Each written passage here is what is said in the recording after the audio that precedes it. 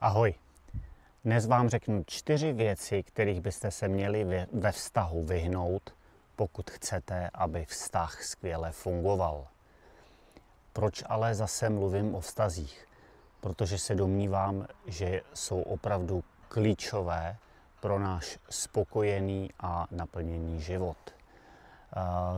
Všichni z nás chtějí být ve vztahu, každý z nás. I když mi teď možná řeknete, ne, já jsem si prošel jedním, dvěma, jsem rád, že jsem sám. Ono to tak možná na první pohled vypadá, ale potřeba lásky a spojení je jednou z nejzákladnějších lidských potřeb a ať vědomně nebo nevědomně si potřebujeme tuto potřebu naplnit. A možná sami víte, kolikrát jste byli rozhodnutí, že už toho máte dost, že vám to za to nestojí, že už do vztahu nepůjdete. A stejně jste do toho nakonec šli jste do dalšího vztahu. My zažijeme bolest, když nám vztah nevyjde, pak si řekneme, že vlastně už to nechceme opakovat, už nepůjdeme, ale pak vidíme kolem nás všechny ty šťastné páry, jak jim to funguje, klape. A řekneme si, no to bych chtěl taky, tak to uděláme znova.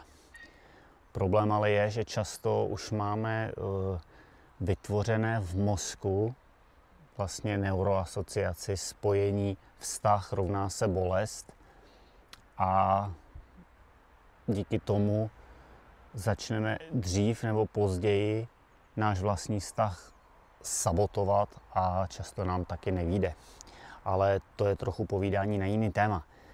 Dneska si pojďme říct, pokud teda jsme ve vztahu, řekněme v dlouhodobém vztahu, ať už jste ženatí, vdaní, možná máte děti, už není jednoduchý z toho vztahu odejít a vlastně nechcete z toho odejít. Chtěli byste, aby ten vztah byl skvělý a fungoval.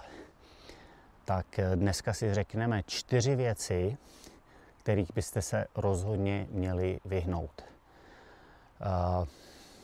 Protože na základě těchto 4 věcí z Gotham Institutu, který se zabývá právě problematikou vztahů, dokáží s 95% přesností určit, jestli vztah skončí a rozvodem a velmi dobře se jim daří určit i to, kdy skončí.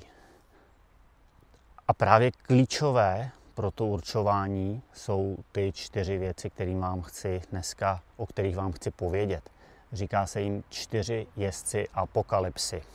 Všichni asi znáte 4 jezdce apokalypsy z biblického Nového zákona. Jsou to 4 jezdci, kteří zvěstují konec světa. Je to mor, válka, hladomor a smrt. A právě jako metafora jsou vzaty tyto 4 věci, říká se jim 4 jezdci apokalypsy ve vztazích, který poměrně přesně ohlašují konec toho určitého vztahu. Takže za prvé, první je kritizování. Pojďme si říct, co to je. Všichni vědí kritika, ale jaký je rozdíl mezi kritikou a nějakou stížností? V zásadě rozdíl je ten, že při stížnosti jmenujeme konkrétní jednu věc, která se nám nelíbila, zatímco při kritizování napadáme svého partnera. Říkáme většinou obecně, všechno děláš špatně nebo nic neuděláš dobře. Vlastně napadáme jeho identitu, jeho osobnost. A to je vlastně první z jezdců, první krok, který často vede k druhému, vlastně druhý stupeň je pohrdání, zesměšňování. Ať už je to slovní, různé nadávky, ironické poznámky, převracení očí, řeč těla, kdy vlastně my se chováme z pozice nadřazenosti vůči svému partnerovi. A v Gotham institutu říkají, že kdyby měli vybrat jednu věc, tak tohle je jasný, nejznámější, nejprokazatelnější důvod k rozvodu u většiny vztahů. Takže to je druhý. Třetím jezdcem potom je defenzivnost. Co to znamená? Je to z anglického slova defensiveness a je to vlastně vymlouvání se, obhajování se. Když něco neudělám, tak najdu spoustu důvodů, proč jsem to nemohl udělat. A většinou je tam minimálně náznak toho, že za to může náš partner. Jestli si řekneme příklad, zavolal si dneska do restaurace, kde máme rezervaci, že nemůžeme přijít a zrušil si ji. A partner reaguje, ne, teď nemohl jsem to udělat, měl jsem hodně práce, teď ty dobře víš, kolik jsem měl práce, mohla jsi to udělat za mě. Takže tam jde vlastně o odmítnutí převzetí zodpovědnosti. A posledním, čtvrtým jezdcem je takzvané zazdívání, z anglického stonewalling. Vlastně znamená to, že kolem sebe postavíme zeď a ignorujeme svého partnera, nebavíme se s ním, jsme takzvaně uražení. Je to svým způsobem únik z reality, když už jsme emocionálně plní, přesycení, už nechceme dál. Častěji to dělají muži. Bývá to, utíkají třeba do práce, nebo chlap se zavře do garáže a kutí si tam. Někdy, když se nemá kam zavřít, tak jenom sedne na gauč, pustí televizi a partnerka mu něco říká, on ji ignoruje, jak kdyby tam nebyla. Tak to je čtvrtý, takový poslední stupeň. Co s tím můžeme dělat? Takzvané protijedy na tyto 4 jezdce, pojďme si říct velmi stručně, u kritizování, když něco říkáme, položme si otázku, vlastně 2 otázky, na které odpovídejme. A první je, já cítím a já potřebuju.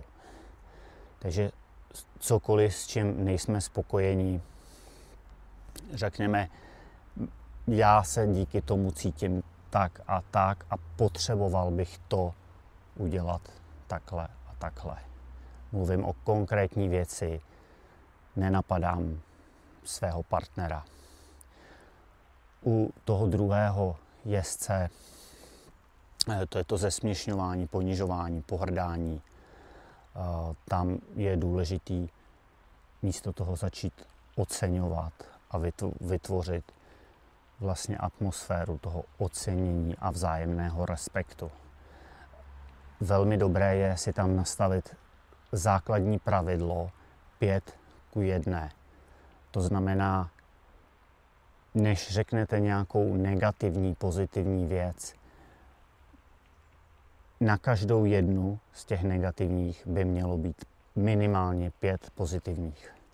A to se bavíme o tom, že jsme na neutrální úrovni. Pokud chcete, aby to bylo fakt skvělý, váš vztah kvetl, zkuste to udělat 20:1. Určitě to je lepší. U třetího jezdce, u defenzivnosti, toho obviňování, tam je to jasný. Prostě převezmeme odpovědnost za své jednání. Když něco neuděláme, přiznejme to, přiznejme, že jsme udělali chybu a vlastně, že to napravíme. To mi přijde taky logické a vlastně jednoduché. A třetí, ten stonewalling, tam se doporučuje vlastně dát si pauzu. Říct, já teď nemůžu, jsem přesycen, jsem toho plný, nechme to na 20 minut, na půl hodinky, vrátíme se k tomu. Většinou to pomáhá, jsou na to udělané opravdu vědecké pokusy, sledování lidí, kdy jim měřili úrovni stresu, tepovou frekvenci a je neuvěřitelný za 20-30 minut, co všechno se v tom člověku změní a jaké to má důsledky a dopady potom na vzájemnou partnerskou komunikaci. Takže jenom takhle dneska takové kratší možná zamyšlení, ale myslím si, že důležité. Dejte mi vědět, co si o tom myslíte a pokud vám to dává smysl a přijde vám, že to může někomu pomoct, budu rád, když to budete sdílet. Zatím se mějte krásně, ahoj.